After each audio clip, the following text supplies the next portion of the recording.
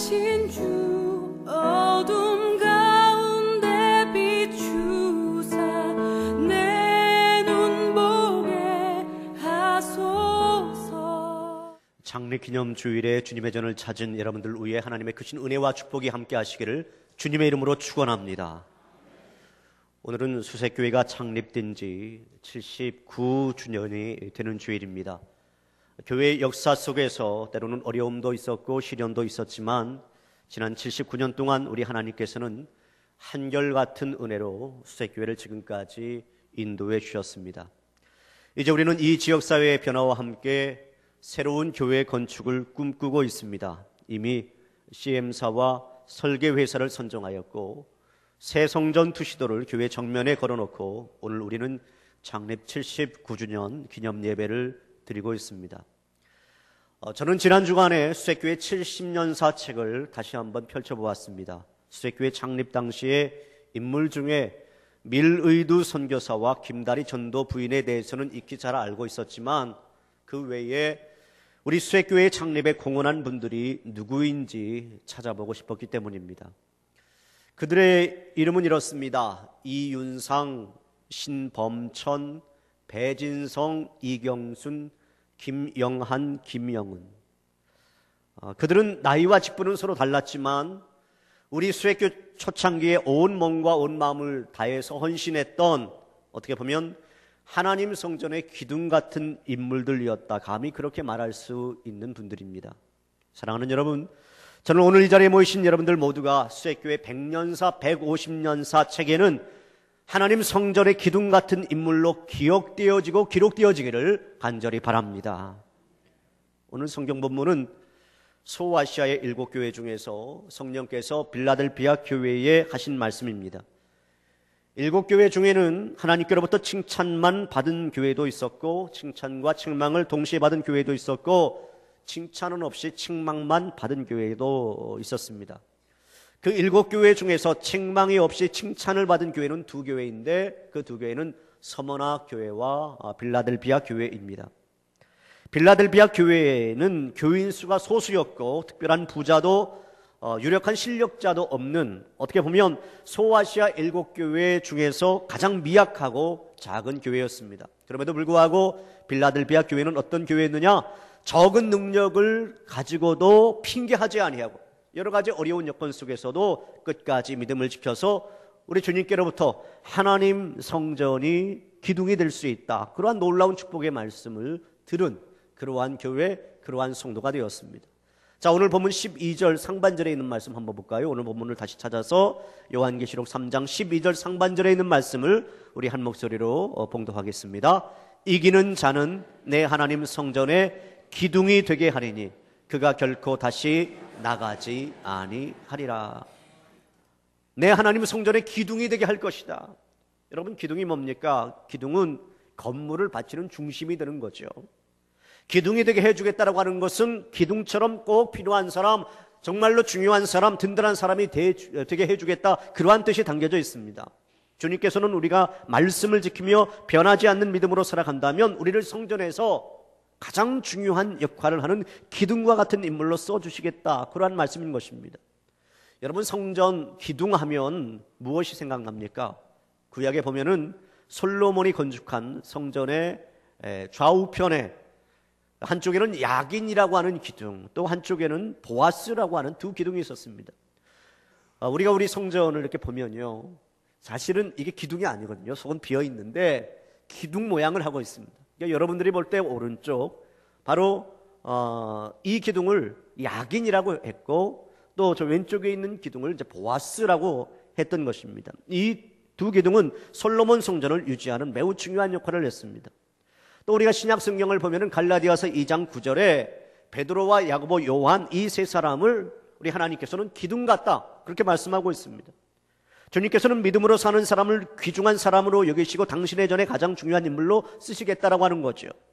그리고 이제 성경에 있는 말씀 보면 이런 말씀이 있어요. 하나님의 이름과 하나님의 성 새 예루살렘의 이름과 새 이름을 그 성전 기둥 위에 기록하리라.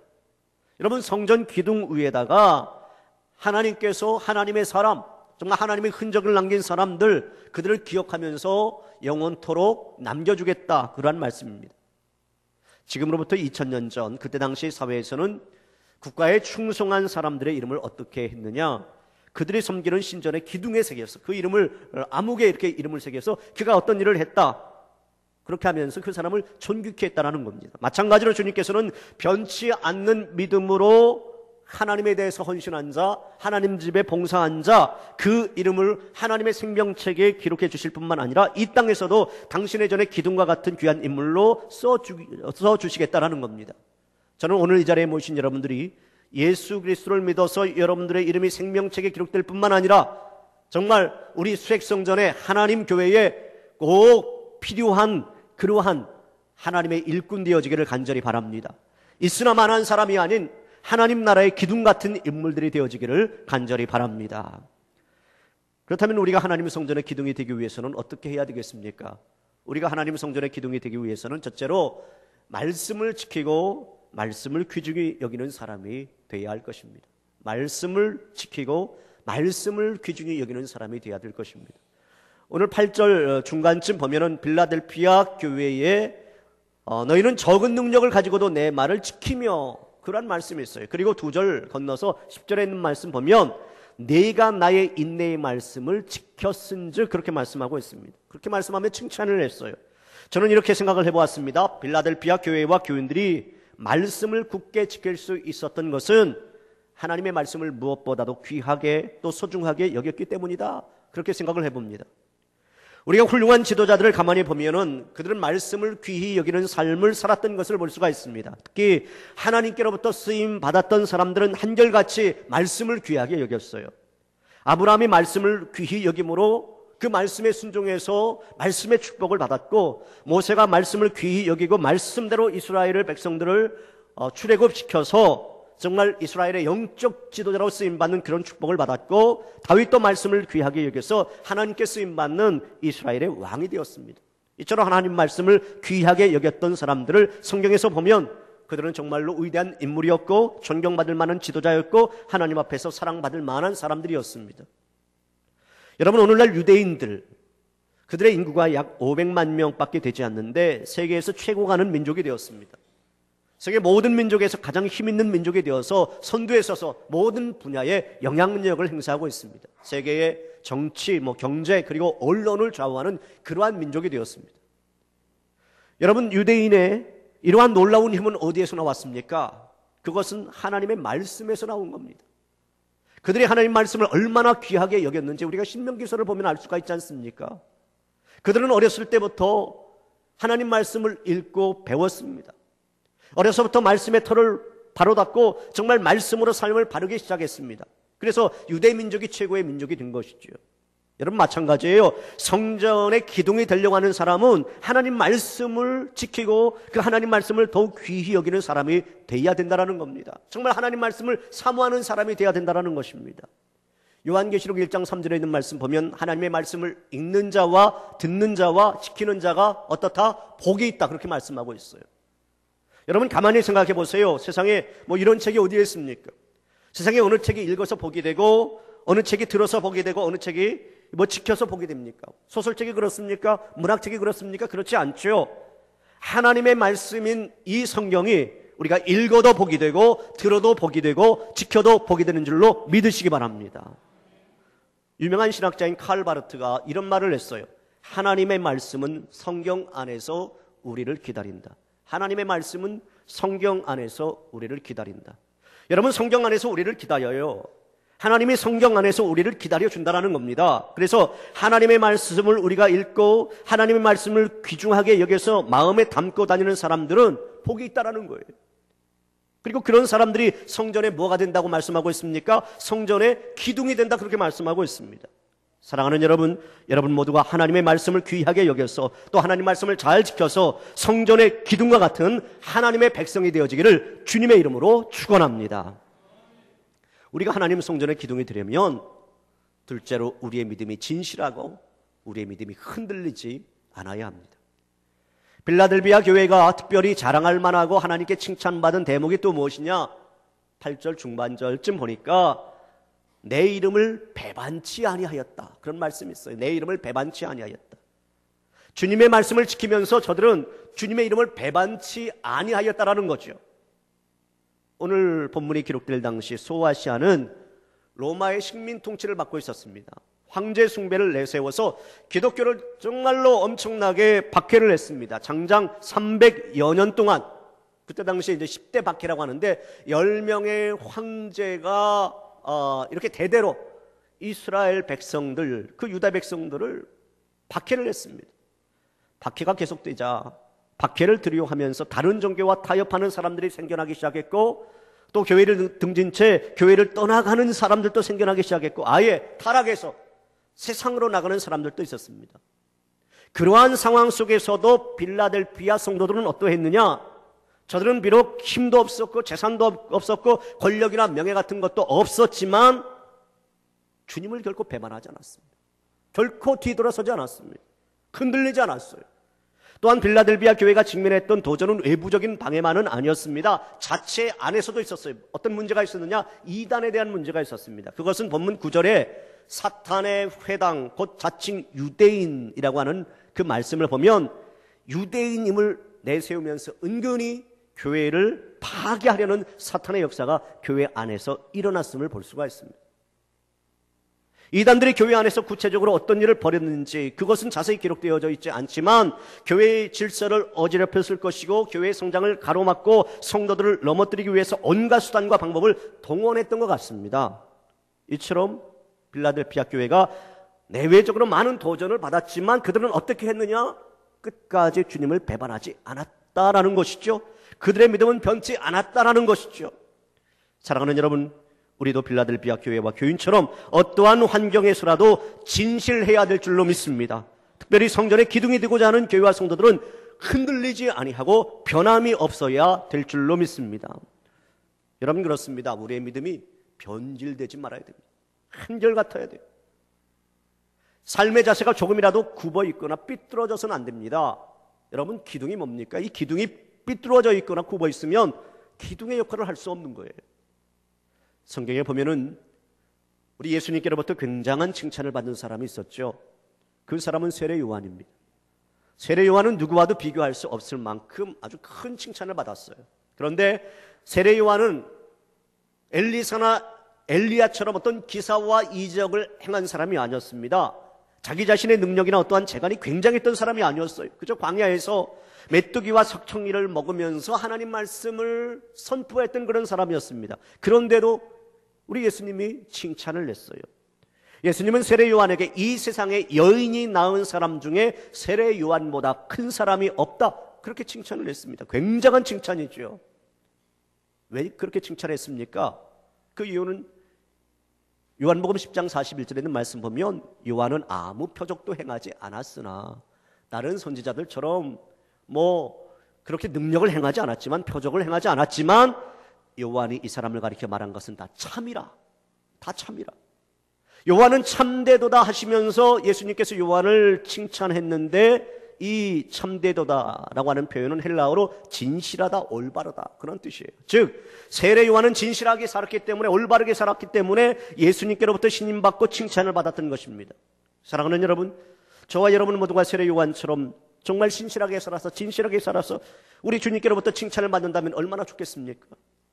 여러분, 하나님을 섬기는 사람들은 생활 속에서도 진실하고 올바르게 살아가야 합니다. 교회에서나 사회에서나 정말 변함없이 진실하게 살아가야 되는 거예요. 신앙생활하는 것이 때로는 바보처럼 보여도, 때로는 뭐가 모자라는 사람처럼 보여도 우리는 기둥처럼 진실하고 참되게 살아가야 되는 것입니다. 여러분, 기둥이라고 하는 것이 무엇입니까? 어떤 상황 속에서도 똑바로 있고 흔들리지 않아야, 그것이 기둥의 역할이죠. 그래야 집이 흔들리지가 않습니다.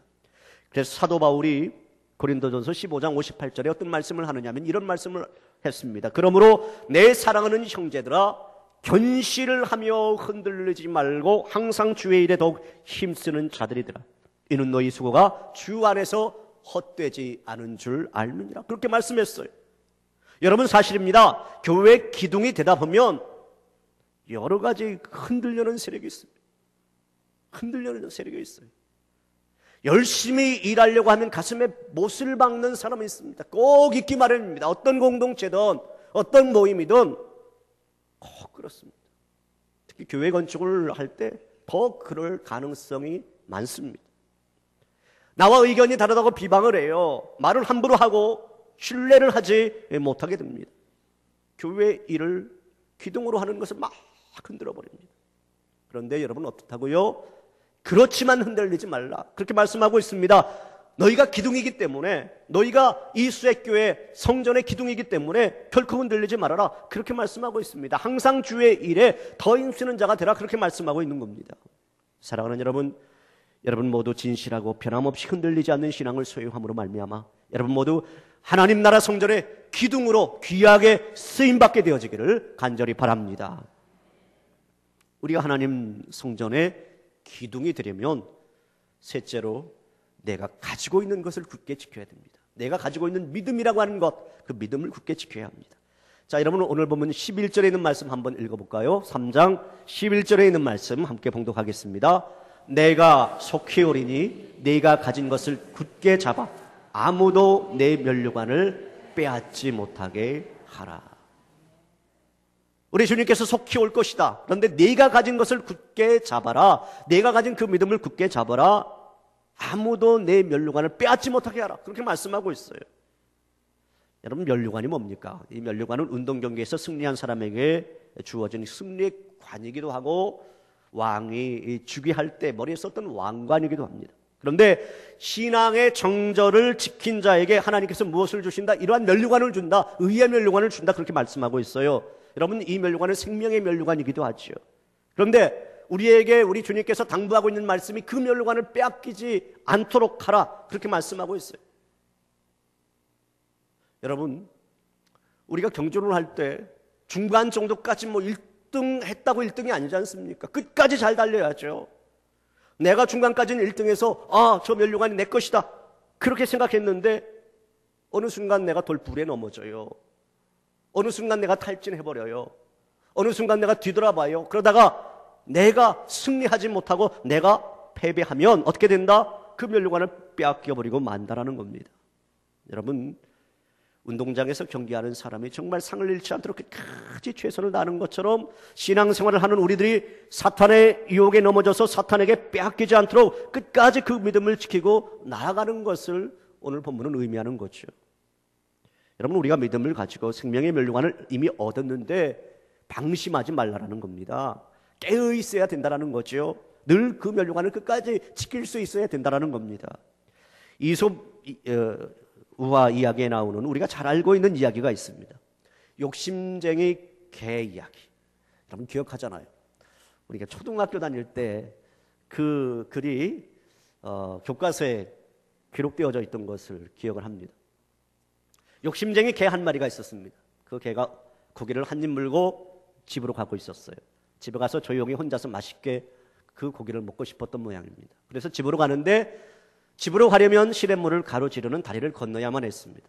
다리를 건너면서 그 개가 문득 아래를 보니까 뭐가 있습니까? 다른 개 한 마리가 있었습니다. 다른 개 한 마리가 큼지막하고 먹음직한 고기 한 덩어리를 물고 있는 것이 보였습니다. 그 모습이 자기 자신인 줄도 모르고 있었습니다. 순간 이 개가 욕심이 생겼습니다. 남의 떡이 더 커 보이고 맛있게 보였던 모양입니다. 그래서 그 고기를 빼앗아 먹으려고 어떻게 했습니까? 큰 소리로 짖었죠. 멍하면서 겁을 주려고 소리를 쳤습니다. 순간 어떻게 되었습니까? 멍하고 짖는 순간 자기가 물고 있던 고기가 아래로 떨어져서 물속에 잠기게 되었고 아무것도 먹지 못하고 말았다라고 하는 이야기. 참으로 어리석은 개 이야기입니다. 자기의 모습이 물속의 그림자로 비춰졌는데도 그걸 몰랐어요. 욕심이라고 하는 것 때문에, 욕심 때문에 자기의 것도 지키지 못하고 하나도 먹지 못하는 어리석은 개. 여러분 사탄은 우리에게 어떻게 하는지 아세요? 사탄은 여러 가지 덫을 놓고 우리를 기다려요. 사방팔방에 여러분이 가는 그 길목 속에 덫을 놓고 기다립니다. 하나님께서 우리에게 주신 아주 귀한 은혜를 사탄이 그것보다 더 좋은 것이 있다고 자꾸만 유혹을 합니다. 예수를 믿어 믿음으로 세상의 것이 더 달콤하고, 예수를 믿는 것보다 세상의 것이 더 달콤하고 세상의 것이 더 먹음직스럽다고 수없이 유혹을 해요. 우리로 하여금 믿음을 지키지 못하도록 그렇게 만들어버립니다. 우리로 하여금 선악과를 따먹도록 유혹을 합니다. 세상의 것이 때로는 근사하게 보이기도 합니다. 세상의 것이 때로는 멋있게 보이기도 합니다. 주일날 하나님께 나와서 예배 드리는 것보다 솔직히 세상에 나가서 즐기는 것이 더 폼나고 더 근사한 것처럼 보입니다. 그러나 여러분, 그것은 사탄의 속임수예요. 거기에 넘어가지 마세요. 믿음을 지켜야 합니다. 믿음을 지키다 보면 실패하는 것처럼 보이고 이상해지는 것 같이 보여지지만 그 믿음이 내 인생의 밑거름이 되는 것이고 결국은 내가 승리하게 되는 것이고 내가 성전의 기둥같이 그렇게 하나님 앞에 쓰임받게 되는 것입니다. 이제 말씀을 맺겠습니다. 역사가 코온 박사라고 하는 말이 이런 말을 했습니다. 제2차 세계대전 중 영국은 극도로 쇠약해졌다. 식량 부족에 질병까지 늘고 독일군의 폭격은 가중해졌다.